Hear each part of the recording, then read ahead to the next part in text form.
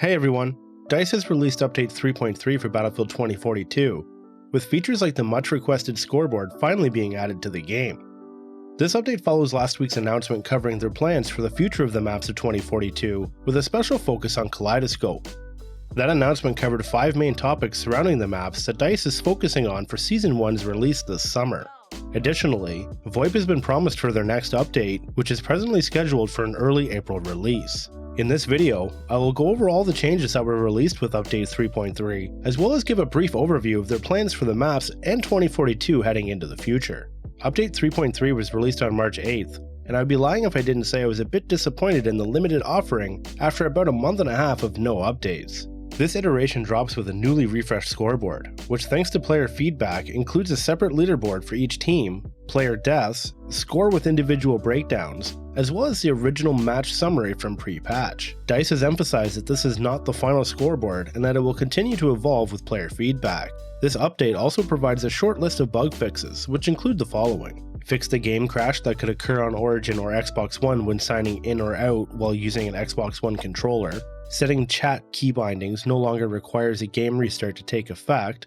Adjusted aim assist on console to ensure that the system is in effect when analog sticks are at 100% of their range. Previously, it was only active at ranges below 100%. Fixed a bug where takedowns would not result in a kill on Xbox One and PlayStation 4. Established a new location for our EU data center as Frankfurt. Conquest and Breakthrough fixed a bug where the Securing Objective XP event was triggered even after a capture point was already fully captured. Hazard Zone fixed a visual bug displaying squad mates during the match found sequence. Hazard Zone fixed a bug where the end of round XP gains sometimes didn't trigger. Also coming with this update is the previously announced Steadfast exclusive Legendary Bundle, which includes a few cosmetics and player card items for owners of the Gold and Ultimate bundles as a thank you for their loyalty to the franchise in an attempt to hold them over until the delayed Season 1. Believe it or not, this brings us to the end of the patch notes for this update, leaving me somewhat confused as to why this update was even delayed.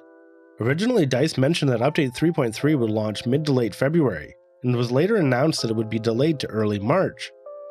But when I opened up the patch notes for this release, I found myself saying the same 2 words I've uttered to myself with almost every DICE announcement post-launch. That's it? We are now approaching almost 4 full months since the launch of 2042, and I was hoping for much more with this release to draw me back into the game. I will be completely honest, I haven't even loaded up the game since my last video covering changes that I thought could help save the title, and I was really hopeful for this update. But it seems we have to wait a bit longer before we start to see some real improvements to the game. As previously mentioned, DICE has said that VoIP will be coming in an early April update, and that Season 1 would be delayed until summer.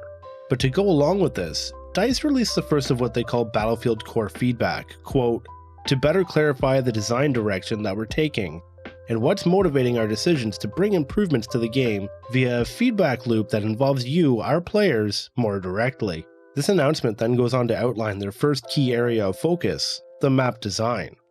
The article continues. Based on your feedback, we'll outline 5 main topics we've identified around the current problems that we face with gameplay on maps, their cause, and our current thought process and the proposed changes on addressing these problems. Our intent for this is to be an open discussion with you, so we're looking forward to hearing your thoughts and feedback about our updated design goals for maps to ensure we're making the right calls to bring improvements to the gameplay experience. The article then breaks down these 5 main points as the following: traversal, intensity, line of sight, paths, and cover. These topics are pretty self-explanatory, but cover many of the concerns that we have been voicing as players since launch, including the long walks between objectives prompting walking simulator comparisons, the intensity of fights based on spawn and flag placement, line of sight when dealing with fire from all directions, an attempt to include clear paths between objectives, and addressing the overall lack of cover on the maps. This is then followed by a quick example of how Kaleidoscope is currently laid out with the proposed changes for both Breakthrough and Conquest, which appear more balanced, but I will admit I will miss those intense fights at the original A1 for Breakthrough.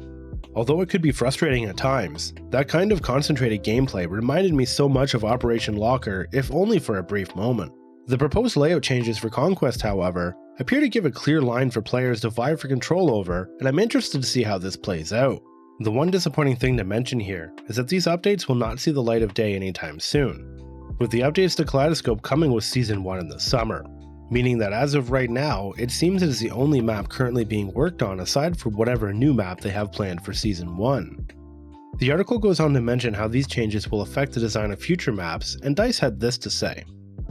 The biggest action point for ourselves is that bigger maps doesn't necessarily mean more freedom in playstyles, or fun, so you can expect future maps to be smaller in scale than most of our release maps. This also means we are reviewing a possible reduction in the number of sectors and total capture points per map when playing at 128 players. We feel that going from a common Battlefield standard of a square-shaped play space to a rectangular shape most commonly used in some of our older entries in the franchise can better incentivize pushing forward versus circling out sideways. We feel that this can help to focus areas of combat, enable you to have more focused awareness, and reduce opportunities for enemy fire to come in from all around you. We'll also review the player counts across modes such as Breakthrough, as well as the types and number of vehicles that can be used on specific maps. For example, does it make sense to have multiple jets on Kaleidoscope if that is our smallest map? It's important to note here that our focus isn't to limit your available options, but instead to find the right balance which positively enhances your gameplay experience. Above all, we want you to have fun no matter which map you're on. It is good to hear that DICE is seemingly reading the room when it comes to their maps, and I'm excited to see these changes. However, I get the feeling that these changes may be too little too late, as the player count continues to dip and the need for an infusion of new content becomes more apparent day by day. As mentioned previously, I was hoping that Update 3.3 would host a long list of changes in the patch notes, and I even waited a day to record this because I honestly thought the patch notes that were released were just a summary. But upon waking up the morning of the update expecting to see a much more in-depth list of changes, I was once again brought back to those thoughts of, that's it? As no such in-depth list came to be. I'm happy to see the scoreboard in the game now, but I still hold the idea that it should have been a part of the game from launch, and not the main focus of an update 4 months post-launch. What do you guys think? Is this update enough to pull you back in? Is a summer release for Season 1 way too late? Let me know down in the comments. There are still some more changes that I think could help save 2042 and turn the tide for the title, which I've put on screen for you now. That's all I have for you today. Thank you very much for watching, and until next time, keep gaming.